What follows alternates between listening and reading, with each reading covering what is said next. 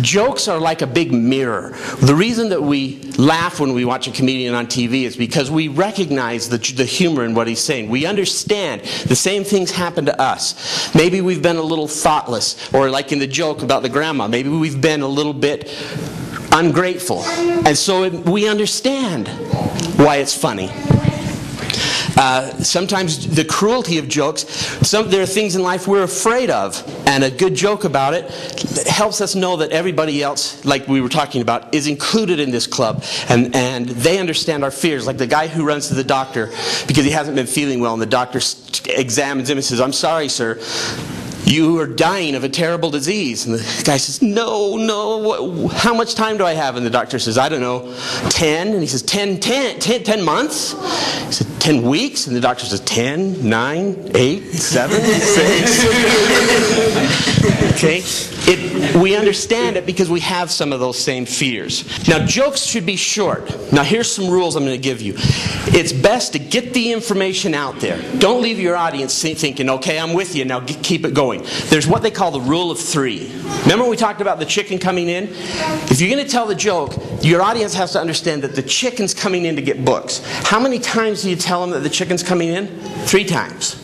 If you tell them 4 times, your audience doesn't care anymore. 3 times, it's the rule of 3. Get jokes out quickly. But here's an example. If you're going to tell a joke, this is what I would do. You're at a party, you're at a reunion, you're at a barbecue, and you just suddenly say to somebody, this guy ran into his doctor, and he said, doctor, help me, I'm shrinking, I'm getting smaller every day. And the doctor says, now wait a minute, just hang on, you're just going to have to be a little patient. Just hurry and get that one out, just throw it out there. So what I'm going to do for you, who would like to participate and help me tell some one-liners? You know them. Come here. Now I'm going to help you learn to tell a joke. I'm going to hand you this card. On the front of it is the setup, and on the back is the punchline. Now what we're going to do is I'm going to direct you guys. You're going to give him good laughs. I'll give you the... And then you give him your best charity laugh. Charity laughs are okay because we're learning. Okay?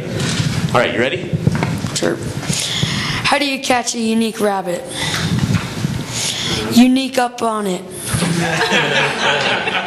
That was great. Now, sometimes people aren't kind about listening to your jokes. Now let me give you I'm going to help you. Sometimes you'll give somebody the setup and they don't understand that you're trying to tell a joke. And this is what you do. If they ask you the wrong question or if they're ruining your joke, don't say anything. Don't explain. Don't say I'm telling a joke. Just very politely repeat it until they're quiet or they say, what? Then hit them with a punchline, okay? So I'm going to give you another one, and I'm going to be rude. I'm going to interrupt you, and when I finally say, what? Then just hit me with the punchline. You got it? Yeah. Okay. So pretend like we're at a party, and I'm sitting here, and you suddenly say this to me. How do you catch a tame rabbit? How do I catch a tame rabbit? Why do I want with rabbits? How do you catch a tame rabbit? Why are you asking me how you catch a tame rabbit? How do you catch a tame rabbit? What? Tame way unique up on it. That was great. See, that makes jokes really funny. If you walk up to somebody just out of the clear blue and say, how does a crazy person walk through the forest? He takes the psychopath. Oh, we can't tell this one.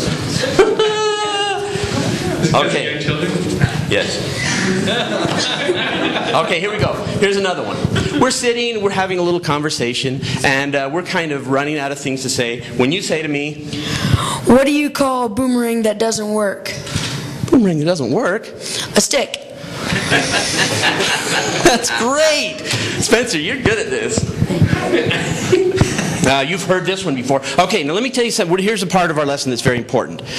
How many of you resist telling a joke because you know everybody's heard it?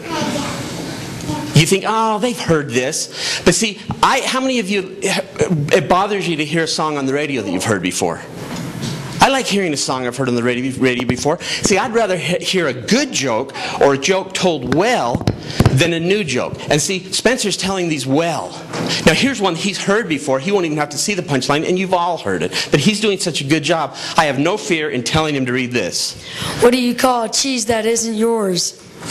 Nacho cheese. That was good. Okay, do you see that delivery? You just did something that I'm teaching. You just did something that I'm teaching.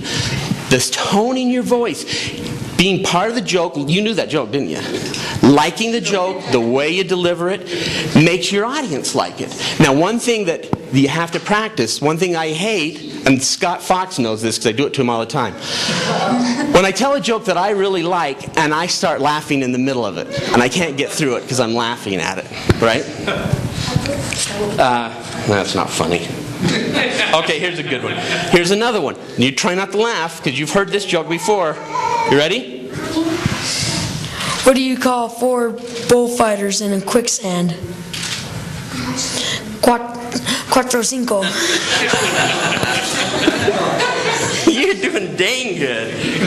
No, that's not funny. That's not funny. Okay. Now here's another subject we need to talk about. Dirty jokes or risque jokes. Don't tell them. Don't be offensive. You know, I don't like hearing somebody tell a joke that's really got an offensive punchline. But you know, some jokes are, it's kind of up to opinion. It's a matter of opinion. What do, I'm not going to make you tell this because I don't want your dad to punch me afterwards. He'd be fine. Okay, some jokes, some people might say, no, don't tell that joke. And some people might say, no, it was really funny. Like, what's the difference between roast beef and pea soup? Anybody can roast beef.